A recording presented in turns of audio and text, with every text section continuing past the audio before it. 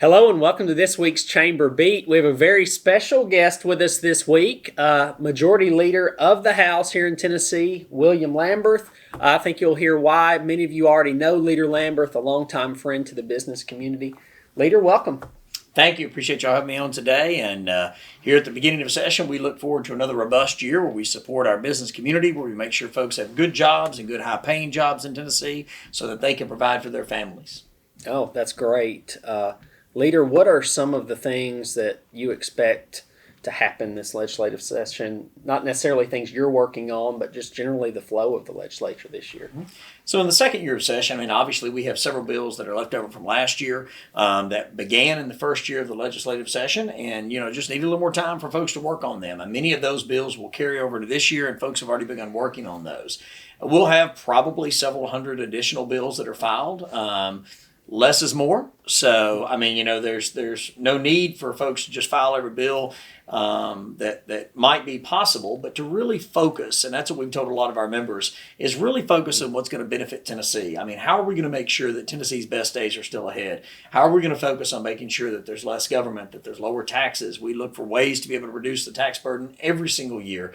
In many years, we find ways. And yet, and this kind of leading into the biggest issue that we'll deal with each year is obviously the budget. So we're at about a $41.5 billion budget at this point. We try very hard to spend your tax dollars in a very careful manner. So we try to pinch every penny. We try to squeeze every dollar, stretch every dollar as far as we possibly can to make sure that we're providing the services that Tennesseans need and desire, but we're doing so at a lower price, at a lower cost burden to you. So we'll look for additional ways to be able to cut costs this year, to be able to cut taxes this year. And really what we do with the budget is we underspend even our projections. So if, say, the economists out there are going to say that they think the economy might grow from 4 to 6%, and I'm just making up numbers here, we'll go with the 4%. And then we'll spend under that. We'll spend 3.5%. And again, just using round numbers. And we've done that every year for several years, and it's worked out really well. And this year in the budget, I anticipate you'll see again, a lot of one-time spending, some hard infrastructure, roads, bridges, buildings, state parks, historic sites. The things that make sense when you have a surplus. And we've created this surplus, again, by underspending the budget. So we want to leverage that money on one-time expenditures that are going to set us up for generations to come. So the budget will be the biggest bill that we deal with this year. And then as a large part of that, we spent about $6.6 billion on education in this particular budget. That's K through 12 education, about $11.5 billion overall. That's K through end of college. And so we're going to be looking at the BEP formula. We're going to be looking at ways that we fund K through 12 education specifically and make sure that we're funding that at a level and in a way that our children are getting a great education. Not just a good education, but a great education. Making sure that our teachers have the supports that they need.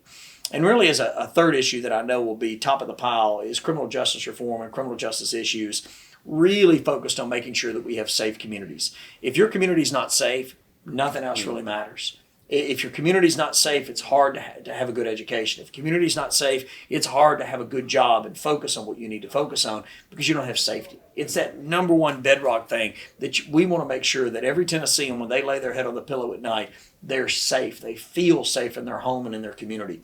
You can't say that right now in every community throughout our state.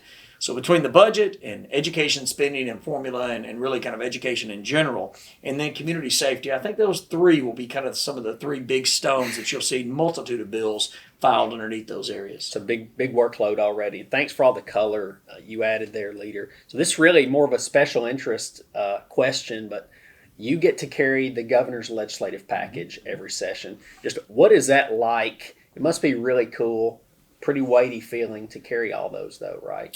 Well, so I'm honored to serve our caucus. We've got 73 House Republican members, and Tennessee has spoken, I think, very loudly in the fact that conservative principles work here, and our caucus really stands for that. And our members come from all across the state and from lots of different backgrounds, and they bring a lot of talent to play. And so, in serving as majority leader, part of that role is working with the assistant majority leader, Ron Gant, who's a dear friend of mine, and we work together in a team to make sure that all the governor's bills, including the budget, are presented for consideration. And we really mean it that way. No one person, including the governor or myself or anybody else, can come up with the perfect idea. that's pre-baked and written down, in a bill, and it's just perfect. That's what the committee structure is for. And so all the bills that we present before committees, we expect them to treat those bills like they would any other bill that's coming through. Just because it's an administration bill doesn't mean that it shouldn't go through the same exact rigorous process to make sure that that end product is as close to perfect as we can possibly get it, because the people of Tennessee deserve that. They deserve for us to give those bills and every bill a very, very, very close look, and to really debate those heavily, and to hear from you. We want to hear from both our business community and Tennesseans from Mountain City to Memphis on the ideas that are before us. Several years ago, I was at a committee, and we live stream everything, and it's all recorded, and it's out there for anybody that would like to follow along. And I encourage folks to do that. Go to our website, capital.tn.gov, and you can literally watch our committees debate. And as we're sitting there, we're debating a bill, and I don't believe it was an administration bill, but we were debating the intricacies of a very kind of delicate issue in the Criminal Justice Committee, and nobody knew the answer to a question that somebody was asking. Well, my phone kind of lit up, and I tried to check it in committee, and I looked down, and it was a lawyer out of Memphis, Tennessee, that had been watching the committee from his law office and had texted me. I guess got my number online or something like that, and had texted the answer to the question that we were debating. We want that kind of stuff. It can't always be in real time like that, but we need to hear from you on the bills that we're considering, be it the administration package or any other bill that's coming through, to make sure we get those bills right, to make sure that the law is formed in a way that's going to serve everyone well. Thanks, Leader. Last question. You guys passed a pretty big bill this week, which would redistrict legislative districts, House, Senate, congressional districts for the next 10 years. Mm-hmm. Tell us a little bit about that, really the process, and then what are we expecting out of these maps? Yeah, so in the House, we set up the most transparent process that we've ever had in the history of Tennessee. I mean, everything's live streamed, several committee meetings, input from across the state, lots of different groups and individuals. I mean, it was an interesting process to be a part of. And our speaker, Cameron Sexton, did a great job of really setting up a good committee. And then Curtis Johnson, our chairman, and our regional directors reached out to not only just city members, but interested, parties in the community. I sat in on several of those meetings, and all of the committee meetings. So we wanted to hear from folks across the state.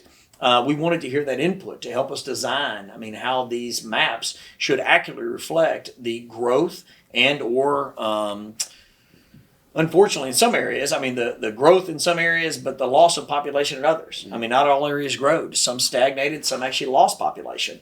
And so it created kind of a vacuum toward a gravity well, so to speak, toward Middle Tennessee. That's where the majority of the growth had been. And so in going through that process, it was interesting to see how it really is a math-driven formula. Unfortunately, I had to lose, over 20% of my district. Those are folks that I've represented for the last 10 years. I love those folks. They're dear friends of mine. Over the last several weeks, I've gotten a multitude of text messages from folks saying, hey, man, I looked at this new map and I'm not going to be in your district anymore. I'm not wild about that. I would love to keep those folks. Those are folks that support me, not only just at the ballot box, but as we're going through bills, like we talked about a while ago. These are a lot of folks that I rely on and hope that I will continue to rely on, but they'll no longer be in a district that I represent. And so if the folks in my district allow me the privilege of coming back and serving here again, it will look a little different. And so that's always a difficult process to go through. But I'm proud of the process that we set up. I'm proud of the folks that, played lead roles in that. I think the speaker and Curtis and others did a really good job of trying to get as much input as possible in, but then really following the law and the math on what those census numbers were. And I'll tell you something that gets kind of lost in the mix on this. We got the census numbers months later than we normally would have gotten those in your regular every 10-year census. And the reason for that is obviously because of COVID. And so the federal government actually got us the numbers a lot later, and yet we still were able to get the maps out there for the House side in December. Which took a real Herculean effort to get that out there, because we wanted folks to have plenty of time to look at it, again, to make sure that we had followed the law, that we had followed the math, and that we had reapportioned in a way that genuinely does reflect the population growth, or ebb in some areas again, of Tennessee. And that was what drove the entire process. It was a very interesting process to be a part of. I'm glad we've got that done. And now folks know kind of where those lines are.